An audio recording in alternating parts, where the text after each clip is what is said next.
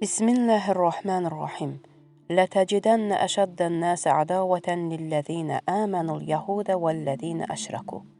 Şübhəsiz insanların iman gətirənlərə qarşı düşmənçilikdə ən qatısının Yahudilər və müşriklər olmasını görəcəksən.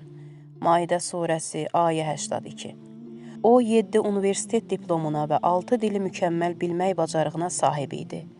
O, dahiyanə bir şəxs idi və gənc yaşlarında tam bir universitet professoruna çevrilmişdi. Atası Zəfərəddin Şahın nazirlərindən biri idi, lakin ingilislərə qarşı apardığı mübarizə səbəbindən şəhadətə çatdı. O zamanlar bu şəxs gənc yaşlarında idi və atasının şəhadətindən sonra anası ilə birlikdə Məşədə hicrət etdi. Sonra Rusiyaya getdi və təhsilini orada davam etdirdi.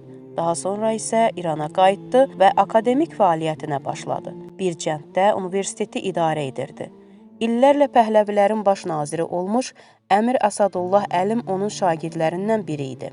Pəhləvi dövründə o, Rıza və Məhəmməd Rızanın əleyhinə çıxırdı. Buna görə də Zahidana sürgün olundu. O, müxtəlif elmlərdən dərin biliyə malik idi. Geologiyadan tutmuş riyaziyyata, Quran təfsirindən tutmuş ədəbiyyata qədər. O, mömin bir alim idi və dini məsələlərə çox diqqətli yanaşırdı. Fransanın Sorbon Universiteti bu böyük insanı tanıdı və ona geologiya üzrə professor kürsüsü təklif etdi. Hər il bir neçə tələbə magistr və doktorluq tezisləri üçün Zahidana gedirdi. Əsadullah Əlim onu Pəhləvilərə yaxınlaşdırmağa çalışdı, lakin bacarmadı. Ona hətta nazirlik vəzifələri təklif edilsə də aldanmadı. Bütün bu məsələlərlə yanaşı, professorun ən mühüm xüsusiyyətlərindən biri Siyonist Yahudilərə qarşı mübarizəsi idi. O, geniş araşdırmalar apararaq bu nəticəyə gəlmişdi və deyirdi: Müsəlmanların ən böyük düşməni Siyonist Yahudilərdir. O, yalnız müsəlmanların deyil, bəşəriyyətin bütün problemlərinin Yahudi ideologiyası İsrail siyonizmindən qaynaqlandığını vurğulayırdı. Professor harada çıxış edirdisə, mütləq Yahudilər və İsrail haqqında tədqiqatlarını paylaşırdı. O, ivrit dilini mükəmməl bilirdi və onların kitablarını tərcümə edirdi. Əmir Təvəkkül Kampuziya İranlı bir alim idi. Maraqlı düşüncələrə malik idi və tez-tez deyirdi: Az uşağa sahib olmaq daha yaxşı həyat deməkdir. Bu Yahudilərin şüarıdır. Özü 28 övladın atası idi. 14 oğul və 14 qız.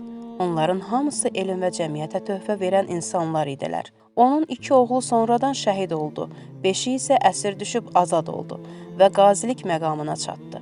Professor Balzan Fransanın ən məşhur alimlərindən və Fransanın etnografiya mədəniyyət institutunun rəhbəri idi və onun səmimi dostlarından biri idi. O kitabında belə yazır: Təəssüf ki, bizim tarixi məlumat və biliklərimiz çox azdır. Əgər mən bəzi müəmmaların üstünü açıramsa, bu Əmir Kampuziya ilə görüşüm sayəsində mənə nəsib olmuşdur.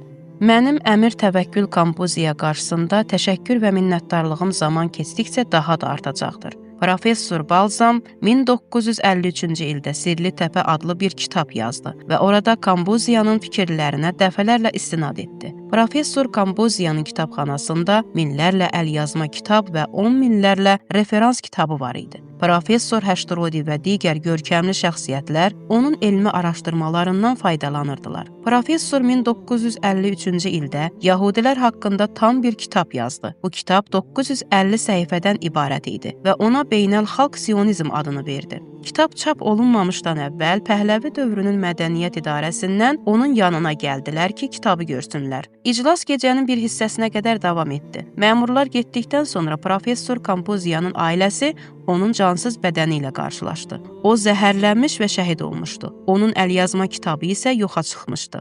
Onun cənazəsi Zahidan şəhərindəki kitabxanasında dəfn edildi. İnqilabdan sonra professorun övladları atasının kitabını axtarmağa başladılar. Savak sənədlərində Professor Kampuziya üçün ayrıca 300 səhifəlik bir dosya var idi. Orada yazılmışdı: Ustadın kitabı İsrailə göndərildi.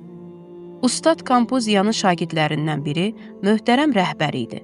O, Məşhəddən Zahidana gedər və onun elmi məclislərindən faydalanardı. Professorun əlyazmaları arasında belə bir ifadə yazılmışdı: Çox keçməyəcək ki, əsl kişi olan kişilər və təqvalı qadınlar məqsədsiz kişilərin yerinə keçərək insanlıq yolunu yenidən bəşəriyyətin həqiqi yoluna yönəldəcəklər. Onlar da yalnız İslam bayrağı altında olacaqlar.